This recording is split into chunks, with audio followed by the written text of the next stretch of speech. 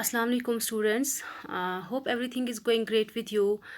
We have started a series of YouTube lectures to help you out in these difficult times.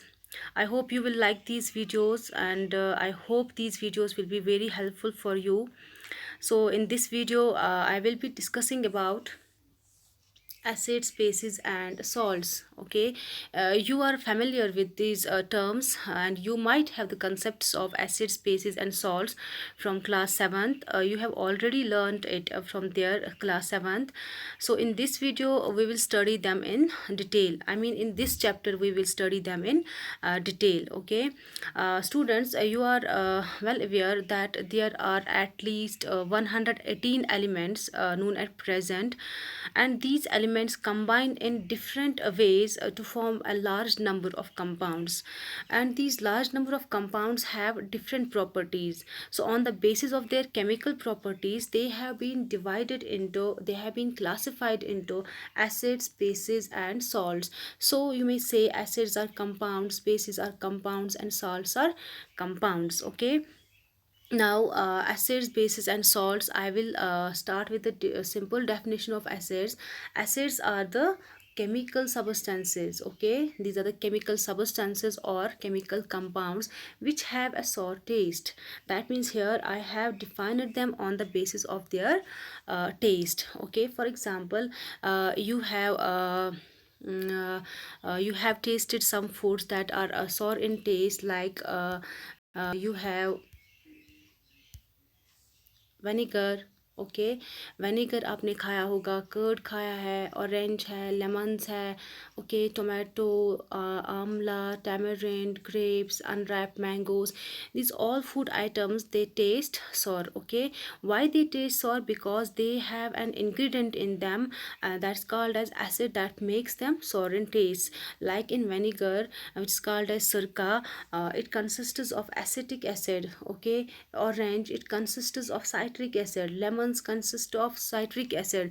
Curd, it consists of lactic acid. Tomato consists of oxalic acid. Amla, ascorbic acid. Similarly, tamarind, it consists of tartaric acid. Tamarind matlab imli. We have grapes, unripe mangoes. These all contain acids. That's why they are acidic in nature, and that's why they are sour in taste. Okay, so all those substances that are sour in taste, they are called as acids. Now bases are the substances. Again, these are the chemical substances that are bitter in taste. That means bases जो है ये वो वाले substances है जिनका taste bitter होता है, कड़वा होता है. That here मैंने क्या किया, मैंने acids और base को define किया on the basis of their taste. That means हमने टेस्ट के बेसिस पे बोला. सो बट हमें पता है कि कुछ एसिड्स और कुछ बेसिस जो है वो करोसिव होते हैं. करोसिव मतलब वो बहुत ही डेंजरस होते हैं, हार्मफुल होते हैं हमारे लिए. And we can not test every acid और ए बेस. दैट मीन्स जो वाले डेंजरस होते हैं, जो करोसिव होते हैं, हम उनको टेस्ट नहीं कर सकते. अगर हम टेस्ट नहीं कर सकते तो फिर कैसे बोले कि वो एसिड और बेस है, क्योंकि हमने तो टेस्ट के हिसाब से ही यहाँ पे डिफ़ाइन किया. दैट मीन्स हम इनको टेस्ट करके नहीं बोल सकते. ठीक है, आधे एसिड्स और आधे बेसिस को, कुछ कुछ एसिड्स कुछ कुछ बेसिस को हम नहीं बोल सकते हैं. Why? Because they are corrosive in nature. So उन एसिड्स और उन बेसिस को हम कैसे डिटेक्ट करें, हम कैसे पता करें कि ये एसिड है कि बेस है. ठीक है, तो हमें तो कुछ फूड आइटम्स का पता है जिनको खा के हम बोल सकते हैं कि दे आर एसिड्स, लेकिन कुछ एसिड्स ऐसे भी होते हैं जिनको हम खा नहीं सकते हैं. तो हमें कैसे फिर पता चलेगा वो एसिड्स है. ओके, नेचर हमेशा कुछ ना कुछ हमें सबस्टेंसेस देते हैं. ठीक है ना, जो हमारी हेल्प करते हैं. So nature has provided us with some substances, some compounds which help us to detect whether a substance is acidic और basic, and those substances are called as indicators. That means indicators को use करके हम पता कर सकते हैं कि क्या कोई सबस्टेंस एसिडिक है या बेसिक है. ओके, तो कैसे इंडिकेटर्स बताते हैं? इंडिकेटर्स बात नहीं करते हैं तो फिर कैसे बोलते हैं कि ये एसिड है कि बेस है। ओके, इंडिकेटर्स कोई बात नहीं करते हैं, वो बोलते हैं किसी तरीके से। कैसे बोलते हैं? कलर चेंज से या स्मेल की चेंज से। मतलब इंडिकेटर्स जो है वो अपना कलर चेंज करते हैं या तो स्मेल चेंज करते हैं। कब करते हैं? जब वो एसिड्स और बेसिस के कांटेक्ट में आते हैं, तभी वो अपना कलर चेंज करते हैं और हमें पता चलता है कि एसिड है या बेस है। अब आपको सिर्फ याद रखना है कि कौन सा इंडिकेटर अपना कलर चेंज करता है, किस टाइप का चेंज लाता है, ठीक है ना, वो याद रखना है। And then in future you can use them as indicators. Now we have types of indicators. Okay, types of indicators on the base of their source. Okay, so यहाँ पे ये और ये वो वाले इंडिकेटर्स है, पहला वाला जो मैंने लिखा है नेशनल इंडिकेटर्स, जो अपना कलर चेंज करते हैं। ठीक है, सो नेशनल इंडिकेटर्स कौन से इंडिकेटर्स होते हैं? ये वो इंडिकेटर्स होते हैं जो नेचुरल सोर्सेज से ऑब्टेन किए जाते हैं। For example litmus. Okay, litmus से तो आप फैमिलियर ही है क्योंकि आपने पढ़ा हुआ है। ये लिटमस जो है ये नेचुरल इंडिकेटर है, दैट मीन्स ये नेचुरल सोर्सेज से ऑब्टेन किया जाता है। लाइक लाइकन प्लांट, ये लाइकन प्लांट से ऑब्टेन किया जाता है। लाइकन प्लांट जो है it belongs to fungi family. ठीक है, तो लाइकन प्लांट से जब एक लिटमस निकाला जाता है, उसको ऐड किया जाता है वाटर। ठीक है, तो वो क्या बन गया? सोल्यूशन बन गया। उस सोल्यूशन का कलर कैसा है? उस सोल्यूशन का कलर है purple. Okay, now litmus solution जो है वो पर्पल कलर का है। ओके, और जब इस लिटमस सोल्यूशन में एसिड डाला जाता है, it turns into red. Okay, और जब इसी लिटमस सोल्यूशन में बेस डाला जाता है, it turns into blue solution. That means litmus solution से ही आपको रेड सोल्यूशन मिला, ब्लू सोल्यूशन मिला। हमारी लैब में लिटमस सोल्यूशन नहीं होता है। ओके, ना ही रेड सोल्यूशन होता है, ना ही इसका ब्लू सोल्यूशन होता है। फिर क्या होता है? हमारे पास होते हैं litmus papers. Okay, litmus papers हमारे पास होते हैं जिनको हम यूज़ करते हैं एज इंडिकेटर्स। अब ये लिटमस पेपर्स कैसे बनाए जाते हैं? देखो, ये जो लिटमस सोल्यूशन था पर्पल कलर का, इसको जब एसिड ऐड किया तो रेड सोल्यूशन बन गया। इसमें पेपर्स डिप किए जाते हैं and they turn that paper into red colour. और जो ये ब्लू सोल्यूशन हमें मिला, इससे क्या होता है? इससे जो इसमें पेपर्स डिप करते हैं, दे स्टेन ब्लू, उस पर ब्लू कलर रंग चढ़ जाता है। ओके, अब उन पेपर्स को फिर स्ट्रिप्स में काटा जाता है and then that's used as an indicator. अब इन रेड ब्लू पेपर, जो ये रेड लिटमस पेपर है और जो ब्लू लिटमस पेपर है, इनको हम कैसे यूज़ करते हैं? अगर हम ये रेड लिटमस पेपर लेंगे, अगर हम इसको एसिड्स में डालेंगे तो ये अपना कलर चेंज नहीं करता है। ओके, लेकिन अगर हम इसी पे बेस डालेंगे तो इसका कलर चेंज होता है। दैट means red litmus paper turns into blue if the substance is base. Okay, and now अगर हमारे पास ब्लू लिटमस पेपर है, उसको अगर हम एसिड डालते हैं, ठीक है, तो वो किस कलर का हो जाता है? वो ब्लू कलर का हो जाता है। और अगर हम इसी ब्लू लिटमस पेपर पे बेस डालते हैं तो इसका कलर चेंज नहीं होता है। और ये चीज़ आपको याद रखनी है, तभी आप इसको एज इंडिकेटर यूज़ कर सकते हैं। ठीक है, then we have second type of indicator. It's also found in nature. It's turmeric. Okay, turmeric जो है ये एक स्पाइस है that is yellow in color. ठीक है ना, but we use it as an indicator because it changes its color in acids and bases. ठीक है, that's why it's use as an indicator. तो टर्मरिक जो है इसका कलर कैसा होता है? येलो कलर का होता है ये। ठीक है, अगर हम इस टर्मरिक पे एसिड डालते हैं तो इसके कलर में कोई भी चेंज नहीं आता है, नो चेंज इन कलर। लेकिन अगर हम इसी टर्मरिक पे बेस डालते हैं, it changes its colour to reddish brown. ठीक है, ये रेडिश ब्राउन का हो जाता है। दैट मीन्स टर्मरिक जो है वो एसिड्स में अपना कलर चेंज नहीं करता है और बेसिस में चेंज करता है from yellow to reddish brown. यही चीज़ आपको याद रखनी है and then you can use it as an indicator. आप घर में एक्टिविटी कर सकते हो, थोड़ी सी हल्दी लेनी है, उस पर थोड़ा सा लेमन डालना है या कोई और एसिड अगर आपके पास है लाइक विनेगर, उसमें डाल दो तो वो कलर चेंज नहीं करेगा। लेकिन अगर आप उस पर बेस डालोगे लाइक सोप तो वो अपना कलर चेंज कर देगा। ठीक है, then we have third example of natural indicator, it's cabbage. Cabbage जो है एक वेजिटेबल है बट इसको हम एज इंडिकेटर यूज़ कर सकते हैं। ठीक है ना, इसका कलर जो है it's purple and it turns into और it turns reddish with acid.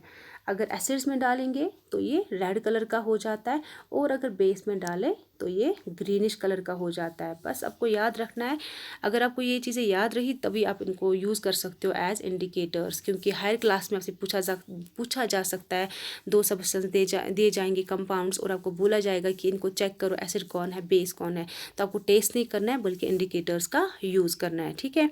Then we have second type of indicators that are synthetic indicators। ये synthetic indicators जो है ये वो indicators है that are synthesized, मतलब कि that are prepared in the laboratory या lab, ठीक है।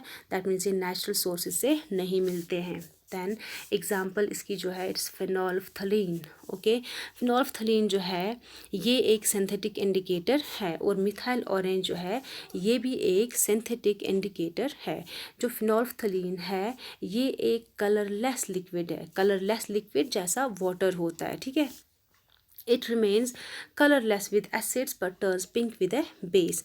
अगर हम इसको एसिड्स में डालें, ठीक है, तो ये अपना कलर चेंज नहीं करता है, ठीक है, लेकिन ये पिंक कलर का हो जाता है अगर हम इसको बेसिस में डालेंगे। Okay, then we have methyl orange. ये किस कलर का होता है? ये ऑरेंज कलर का होता है, और अगर हम इसको एसिड्स में डालें तो ये कैसा हो जाता है? ये रेड हो जाता है, और अगर हम इसको बेसिस में डालें तो ये कैसा हो जाता है? येलो हो जाता है।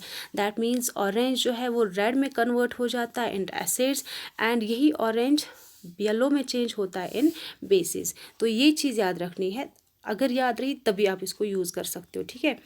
Then we will move towards third type of indicators, and they are called as olfactory indicators. देखो जो हमने नेचुरल इंडिकेटर्स और सिंथेटिक इंडिकेटर्स पढ़े, वो वाले इंडिकेटर्स थे जहाँ पे कलर चेंज होता है, ठीक है। लेकिन यहाँ पे जो ऑल्फैक्टरी इंडिकेटर्स है ये वो वाले इंडिकेटर्स है जो अपनी स्मेल को चेंज नहीं कलर को चेंज नहीं करते हैं, बल्कि वो अपनी स्मेल को चेंज करते हैं, ठीक है ना। कब स्मेल को चेंज करते हैं? जब वो एसिड्स या बेसिस के कांटेक्ट में आते हैं। ओके, ऑल्फैक्टरी इंडिकेटर्स की एग्जांपल है अनियन एंड वनीला, ठीक है। अनियन आपको पता है, और वनीला तो आप सबका फेवरेट ही है फ्लेवर, ठीक है।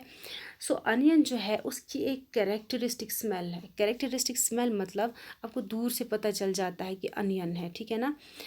तो उसी को बोलेंगे कैरेक्टरिस्टिक स्मेल। आपको दूर से ही आधी चीज़ों की स्मेल सूंघ के पता नहीं चलता, बट इसकी तो अजीब सी स्मेल होती है तो दूर से ही पता चलता है, ठीक है। तो अनियन जो है ये ऑल्फैक्टरी इंडिकेटर है। दैट मीन्स ये अपनी स्मेल को चेंज करता है जब ये एसिड या बेस के कंटेक्ट में आता है। चलो अब देखते हैं कि कब कैसा स्मेल चेंज करता है। अगर हम इसमें बेसिक सोल्यूशन ऐड कर दें, ठीक है ना, कौन सा basic solution? Sodium hydroxide solution, ठीक है। तो अगर अनियंस पे सोडियम हाइड्रोक्साइड सोल्यूशन डाला जाए, या अगर अनियंस को सोडियम हाइड्रोक्साइड सोल्यूशन में डाला जाए, सोडियम हाइड्रोक्साइड क्या है? ये बेस है। ओके, तो क्या होता है? Then onion smell can not be detected, ठीक है। मतलब बेसिस में अनियन अपनी स्मेल को चेंज करता है। याद रखना है कि अनियन जो है बेसिस में अपनी स्मेल को चेंज करता है। And an acidic solution like HCl, अगर हम इसको HCl सोल्यूशन में डालें जो कि एसिडिक होता है, तब वो एसिड जो है इसकी स्मेल को डिस्ट्रॉय नहीं कर सकता, ठीक है। तो याद रखना है कि अनियन जो है बेसिस के कांटेक्ट में आके अपनी स्मेल को खो देता है, डिस्ट्रॉय कर देता है, बट जब एसिडिक सोल्यूशन में डालते हैं तो एसिड्स इसकी स्मेल को डिस्ट्रॉय नहीं कर पाते। ओके, सो ये वाला जो है ये इसका ये प्रॉपर्टी जो है it can be used as a test for acids and bases. Okay, now we have one more type of olfactory indicator, and that is vanilla extract, ठीक है। वनीला जो है ये इसकी भी एक कैरेक्टरिस्टिक स्मेल होती है, लेकिन वो बहुत ही प्लीजेंट स्मेल होती है, ठीक है ना, क्योंकि हम लोग वनीला आइसक्रीम खाते हैं, ठीक है ना। वनीला आइसक्रीम में अब जैसी वनीला आइसक्रीम की स्मेल होती है वही होती है वनीला एक्सट्रैक्ट की भी स्मेल, ठीक है ना। तो वो बहुत ही प्लीजेंट स्मेल होती है। इस वनीला एक्सट्रैक्ट को अगर हम बेसिक सोल्यूशन में डालें लाइक सोडियम हाइड्रोक्साइड, ठीक है। दैट मीन्स सोडियम हाइड्रोक्साइड जो है वो बेस है। तो अगर हम सोडियम हाइड्रोक्साइड सॉल्यूशन में इसको डालते हैं तब क्या होता है, we can not detect the characteristic smell of vanilla. हम उसके बाद नहीं बोल सकते कि ये क्या चीज़ है, ठीक है। दैट मीन्स वनीला बेसिस के कांटेक्ट में आके अपनी स्मेल को डिस्ट्रॉय कर देता है। मतलब यह हम बोलेंगे वनीला जो है उसने अपनी स्मेल जो है चेंज कर दी when it comes in contact with base. Now अगर हम उस पर एसिड डाल दें लाइक HCl, ठीक है, तो वो अपनी स्मेल को डिस्ट्रॉय नहीं कर सकता, ठीक है ना, नहीं कर सकता डिस्ट्रॉय। दैट मीन्स आपको ये याद रखना है कि जो वनीला है वो एसिड्स में अपने स्मेल को चेंज नहीं करता है। Again this can be used as a test for acids and bases. Okay, तो ये जो था ये आज का video, it was only little introduction for your new chapter, जहाँ पे आपको इंडिकेटर्स पता होनी चाहिए। We have more different types of indicators, तो ये वाले इंडिकेटर्स आपको याद रखने हैं, ठीक है। तो आगे वाली चैप्टर्स में ये हेल्पफुल होगा। I hope you like this video and I hope आप लोगों को समझ आया होगा, ठीक है। अल्लाह हाफिज़।